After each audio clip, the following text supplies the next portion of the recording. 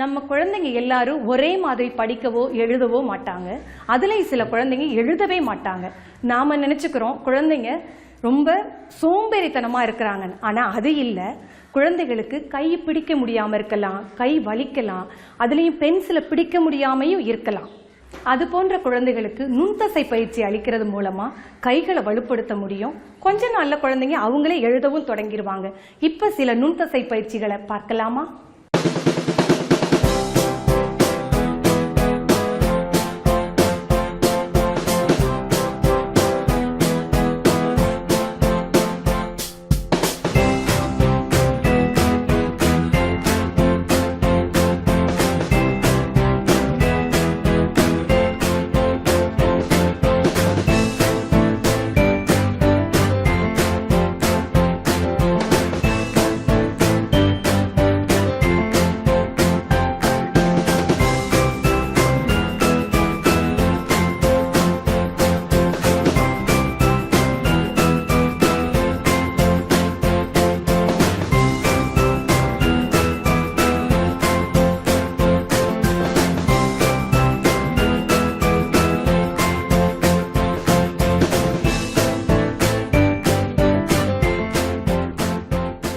இப்ப பார்த்த பயிற்சிகள் மாதிரி இன்னும் நிறைய பயிற்சிகளை நீங்க கொடுக்கலாம். குச்சி விளையாட்டு, தானியங்களை ஒட்டுறது, புளியமுத்துகளை பொறுக்கிறது, இது மாதிரி நுண்தசை பயிற்சிகளை குழந்தைகளுக்கு கொடுக்கலாம்.